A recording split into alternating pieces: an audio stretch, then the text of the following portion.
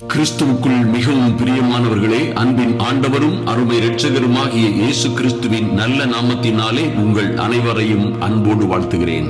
இந்த இரவு தூங்கும் முன் ஜெபிக்க தியானிக்க நாம் சங்கீதம் 144 எடுத்துக் கொள்ளுகிறோம். நாம் அதை தியானித்து ஜெபிப்போம். அதில் எழுதப்பட்டிருக்கிற அற்புதமான தேவ ரகசியங்களை, தேவ வார்த்தைகளை தியானிப்போம், ஜெபிப்போம், ஜெயம் எடுப்போம்.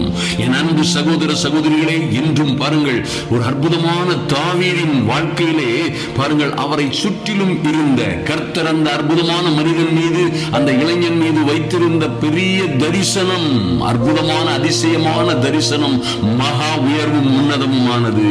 அன்பு தேவ பிள்ளைகளே, இன்று உங்கள் மீதும் நீங்கள் எத்தனை சாதாரணப்பட்டவர்களாக இருந்தாலும் சரி, சின்னவர்களாய் சிறியவர்களாய் இருந்தாலும் சரி, உங்கள் மீதும் உங்கள் பிள்ளைகளின் மீதும் ஒரு மாபெரும் தரிசனத்தை கர்த்தர் வைத்திருக்கிறார் என்பதை நாம் நிச்சயமாக நம்பியாக வேண்டும்.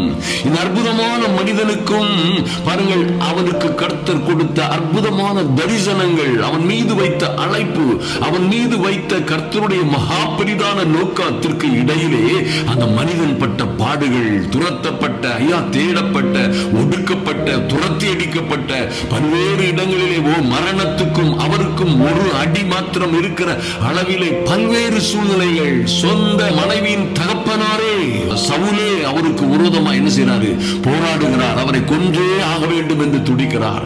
அந்த நாட்டிலே அநேகரை அவருக்கு எதிராக கிளப்பி விடுகிறார். ராணுவமே அவருக்கு விரோதமாக இருக்கிறது. ஒரு வகையில் பார்த்தால் முழு நாடுமே அந்த மனிதனுக்கு விரோதமாக இருக்கிறது. என் அன்பு பிள்ளைகளே, ஆனால் பாருங்கள், அந்த மனிதன் மீது கர்த்தர் வைத்திருந்த அந்த அற்புதமான தரிசனம், அழைப்பு, அந்த மேன்மையான திட்டம் என்பது மகா மகத்துவமானது.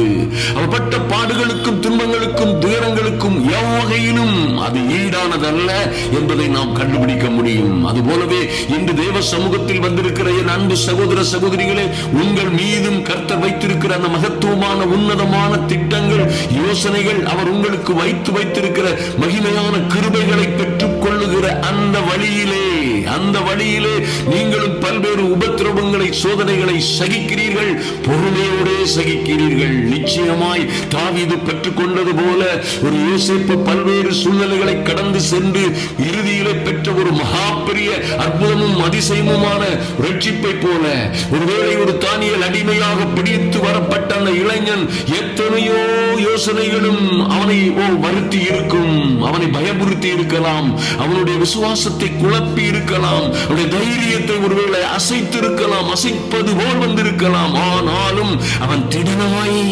தொடர்ந்து தேவனை நோக்கி காத்திருந்து ஜெபித்தபடியினால் அந்த உலகத்தில் பாருங்க, அப்பம் வாழ்ந்த அந்த ராஜாக்களின் காலத்திலே வாழ்ந்த எல்லோரை காட்டிலும் அவன் பாக்கியசாலியாய் இருந்தான். எந்த ராஜா, எத்தனை ராஜா மாறி வந்தாலும் கர்த்தர் தானியேலின் காரியத்தை எப்பொழுதும் எல்லா இடங்களிலும் ஜெயமாக விளங்க பண்ணினார். பாருங்கள், இன்னும் சங்கீதம் 144 தாவீது இந்த மாதிரி பிரச்சனைகளை நான் எப்படி கடந்து செல்ல முடியும், இது போன்ற பிரச்சனைகள் இருந்து நான் எப்படி தப்பித்து செல்ல முடியும் என்பதை குறித்து 1ஆம் வசனத்தில் சொல்றாரு, என் கைகளை போருக்கும் என் விரல்களை யுத்தத்திற்கும் படிப்பிக்கிற என் கண்மலையாகிய கர்த்தருக்கு ஸ்தோத்திரம். ஐயா, என் கைகளை போருக்கும், எனக்கு விரோதமாய் இருக்கிற எல்லா யுத்தத்திற்கும், போர்களுக்கும், எதிர்ப்புகளுக்கும், என் விரோதிகளுக்கு முன்பாக என் கைகளை போருக்கும், என் விரல்களை யுத்தத்திற்கும் படிப்பிக்கிற தேவன், கண்மலையாகிய என் கர்த்தர் சொல்றாரு. அன்பான தேவ பிள்ளைகளே, பாருங்கள், இன்னும் சொல்லுகிற வார்த்தையை கேளுங்கள். அவர் என் கர்த்தர், என் தயாபரரும், என் கோட்டையும், என் உயர்ந்த அடைக்கலமும், என்னை விடுவிக்கிறவரும், என் கேடகமும், நான் நம்பினவரும், என் ஜனங்களை எனக்கு கீழ்ப்படுத்துகிறவருமாய் இருக்கிறார். அல்லேலூயா.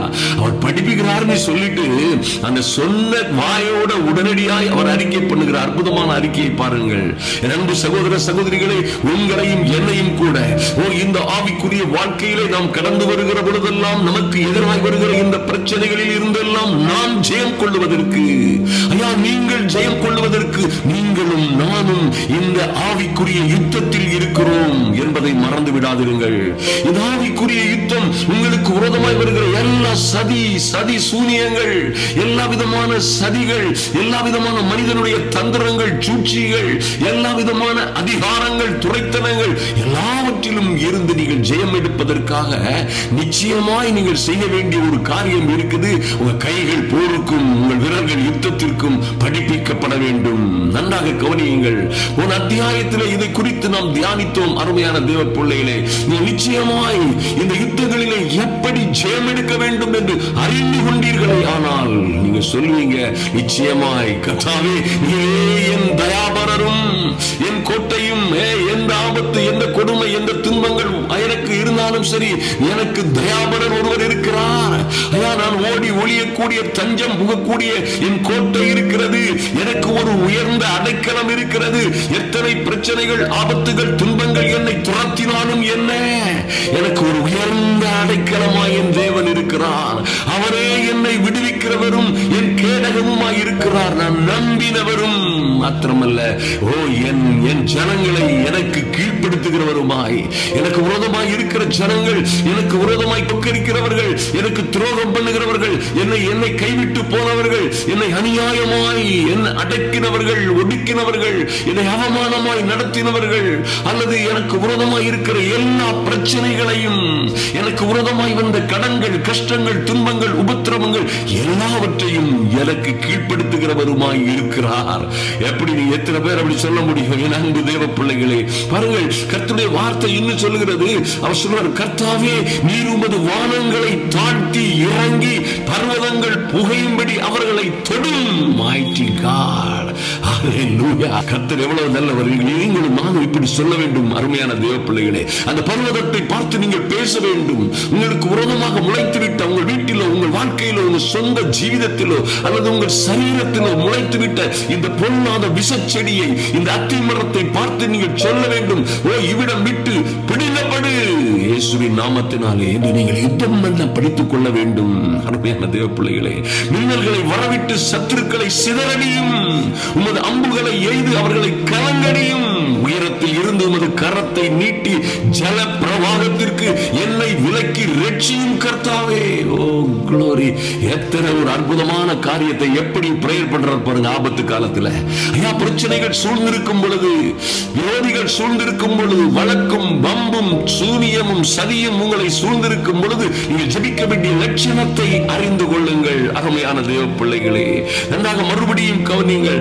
ஐயா, நீர் உமது வானங்களை தாழ்த்தி இறங்கி, நீங்களும் நானும் சொல்லணும், இறங்கி ஐயா, பர்வதங்கள் எங்களுக்கு விரோதமாய் மலை போல் இருக்கிற பிரச்சனைகள் எல்லாம் புகையும்படியாய் அவைகளை தொடும். மின்னல்களை வரவிட்டு சத்துருக்களை, எங்கள் பிரச்சனைகளை சிதறடியும் கர்த்தாவே. உமது அம்புகளை எய்து அவர்களை கலங்கடியும். உயரத்தில் இருந்து உமது கரத்தை நீட்டி ஜல பிரவாகத்திற்கு என்னையும் என் பிள்ளைகளையும் என் குடும்பத்தையும் விலைக்கு ரட்சிக்க வேண்டுமாய் ஜெபிக்கிறோம் என்று நீங்க கர்த்தரை நோக்கி கெஞ்ச முடியும். கர்த்தரை நோக்கி ஜெபிக்க முடியும். மாயையை பேசும் வாயும் கள்ளத்தனமான வலதுகையும் உடைய அந்நிய புத்திரரின் கைக்கு என்னை விடுவித்து தப்புவையும் ஆண்டவரே. நீங்க கேட்க கேட்க கர்த்தர் உங்களுக்காக கிரியை செய்வார். அருமையான தேவ பிள்ளைகளே, நீங்கள் ஜெபிக்க தேவ பிரசன்னம் கடந்து செல்லும். நீ இயேசுவின் நாமத்தினாலே ஜெபிக்கும் பொழுது அவரே உங்கள் ஜெபங்களுக்கு செவி கொடுப்பதோடு மட்டுமல்ல, உங்களை விடுவிக்க ஆயத்தமாய் இருப்பார். கர்த்தாவே, உமக்கு புது பாட்டை பாடுவேன், தம்புருவினாலும் 10 நரம்பு வீணையினாலும் உம்மை கீர்த்தனம் பண்ணுவேன். ஹல்லேலூயா!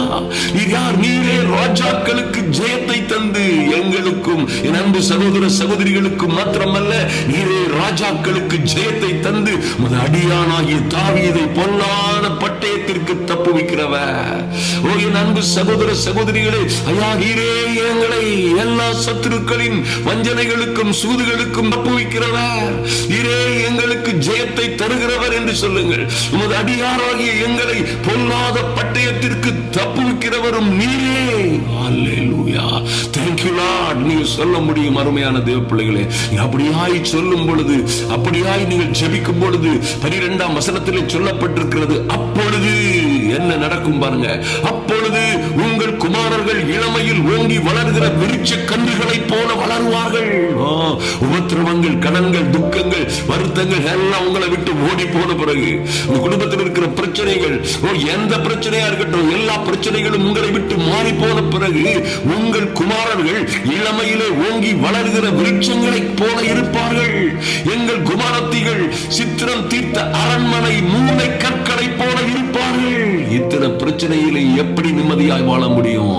இந்த பிரச்சனைகள் எல்லாம் சிதறடிக்கப்படும் பொழுது, கர்த்தர் இந்த சூழ்நிலைகளை எல்லாம் மாற்றும் பொழுது, உங்கள் பிள்ளைகள், உங்கள் குமாரரும் குமாரத்திகளும் இப்படியாய் வாழ்ந்து வளர்ந்து சிறந்திருப்பார்கள். மாத்திரமல்ல, உங்கள் களஞ்சியங்கள் சகல விதமான வஸ்துக்களையும் கொடுக்கத்தக்கதாய் நிரம்பி இருக்கும். அல்லேலூயா. எங்கள் கிராமங்களிலே, எங்கள் மந்தைகளிலே எங்கள் ஆடுகள் 1000 10,000 பெருகும். ஓ குளோரி. அன்பு தேவ பிள்ளைகளே, உங்களுக்கு விரோதமாய் செய்யப்பட்ட வஞ்சகமும் சூதும் மாறும் பொழுது, உங்களுக்கு விரோதமாய் இருக்கிற இந்த பிரச்சனைகள் எல்லாம் மாறும் பொழுது, நிச்சயமாய் நிச்சயமாய் உங்கள் நிலங்களின் பலன், உங்களுக்கு ஏற்ற காலத்திலே ஆசீர்வாதமான மழை பெய்யும். நாடு மாடுகளின் பெருக்கம் 1000 10,000 இருக்கும். உங்கள் நிலங்கள் எல்லாம் நல்ல ஈடுகளை கொடுக்கும். Oh mighty God. எங்கள் எருதுகள் பலத்தவைகளாய் இருக்கும். சத்துரு உட்புகுதலும் குடியோடி போகுதலும் இராது. எங்கள் வீதிகளிலே கூக்குரல் உண்டாகாது. Mighty God. கர்த்தர் உங்களை எப்படி பழக்க வைக்கிறார் பாருங்க. அப்படி பழக்க வைக்கப்படும் பொழுது, ஆவிக்குரிய யுத்தத்திலே நின்று எப்படி யுத்தம் செய்ய வேண்டும், எப்படி ஜெயம் எடுக்க வேண்டும்.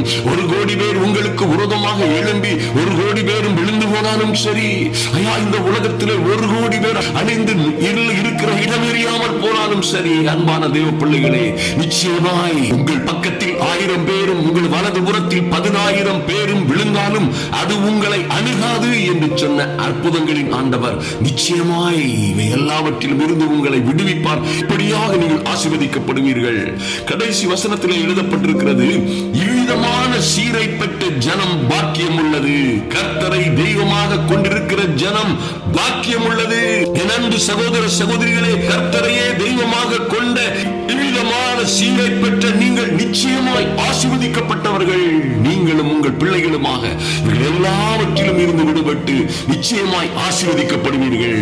தாவீது ஜெபித்தது போலவே நீங்களும் நானும் ஜெபிக்க முடியும். எங்கள் கண்மலையும் என் கோட்டையுமாகிய கர்த்தாவே, எங்கள் உயர்ந்த அடைக்கலமாயிருக்கிறவரே, ஐயா, எங்கள் கைகளை போருக்கும் விரல்களை யுத்தத்திற்கும் பழக்குவிக்கிற எங்கள் நல்ல தெய்வமே, உம்மை நன்றியோடு நோக்கி பார்க்கிறோம் சுவாமி. எங்களுக்கு விரோதமாய் இருக்கிற 1000 பிரச்சனைகளில் இருந்து எங்கள் அன்பு சகோதர சகோதரிகளை பாதுகாக்கும்படியாய், அவர்கள் பிள்ளைகளின் மீது கிருபையாய் இருக்கும்படியாய், எல்லா விதமான உபத்திரவங்கள், எல்லா விதமான துன்பங்கள், சோதனைகள், எல்லா பாடுகளிலும் இருந்து உம்முடைய பிள்ளைகளை நீரே ஆசீர்வதித்து மேன்மைப்படுத்தும்படியாய், என் தேவனாகிய கர்த்தர் உம்முடைய பிள்ளைகளுக்காக வழக்காடும்படியாய், யுத்தம் செய்யும்படியாய் ஜெபிக்கிறோம். நன்றி செலுத்துகிறோம் சுவாமி. அப்பொழுது எங்கள் குமாரர் இளமையிலே ஓங்கி வளருகிற விருட்ச கன்றுகளை போலவும், எங்கள் குமாரத்திகள் சித்திரம் தீர்த்த அரண்மனை மூளை கற்களை போலவும் இருப்பார்கள் என்று சொல்லப்பட்டபடியே உம்முடைய பிள்ளைகள் ஆசீர்வதிக்கப்படும்படியாய், ஐயா, இவர்கள் களஞ்சியங்கள் எல்லாம் வஸ்துக்களை கொடுக்கத்தக்கதாய் நிரம்பி இருக்கத்தக்கதாய்,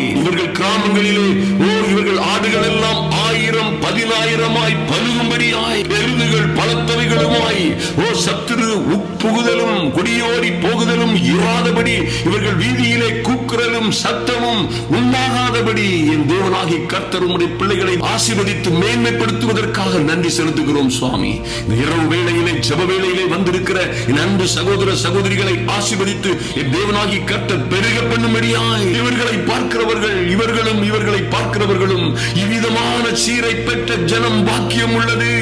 ஐயா, கர்த்தரை தெய்வமாக கொண்டவர்கள் இவர்கள் பாக்கியம் உள்ளவர்கள் என்று உலகமே சொல்லும் அந்த அற்புதமான சாட்சியை கேட்கத்தக்கதாக உம்முடைய நாமத்தின் மகிமைக்காக என் அன்பு சகோதர சகோதரிகளையும் உடைய குடும்பங்களையும் பிள்ளைகளையும் ஆசீர்வதித்து மேன்மைப்படுத்தும்படியா ஜெபிக்கிறோம்.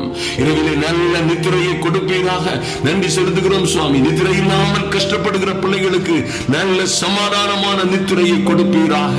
நல்ல சொப்பனங்கள் உண்டாகும்படியாய் எல்லா பிசாசின் தந்திரங்களிலும் இருந்து உம்முடைய பிள்ளைகளை விடுவித்து பாதுகாக்கும் கொள்ளும்படியாய் என் தேவனாகி கர்த்தருடைய அனுக்கிரகம் பரிபூரணமாய் இவர்களையும் இவர்களுக்குள்ள எல்லாவற்றையும் பாதுகாத்துக் கொள்ளும்படியா அன்பின் ஆண்டவரும் அருமை இரட்சகருமாகிய எங்கள் இயேசு கிறிஸ்துவின் நாமத்தினாலே ஜெபிக்கிறோம் எங்கள் அன்பின் பரலோக பிதாவே. ஆமென். என் அன்பு சகோதர சகோதரிகளை, நிச்சயமாய் உங்களை ஒரு நாள்ல பார்க்கிறவர்கள் கேட்கிறவர்கள் எல்லோரும் சொல்லுவாங்க, இவர்கள் இப்படி ஒரு சீரை பெற்ற ஜனமாய் இருக்கிறார்கள், இவ்விதமான சீரை பெற்ற ஜனம் பாக்கியம் உள்ளது, இவர்கள் தெய்வமே உண்மையான ஜீவன் உள்ள தெய்வம், ஐயா இந்த கர்த்தரை தெய்வமாக கொண்டிருக்கிற ஜனம் இவர்கள் பாக்கியவான்கள் என்று சொல்ல கேட்பீர்கள். கர்த்தர் உங்களை ஆசீர்வதிப்பாராக.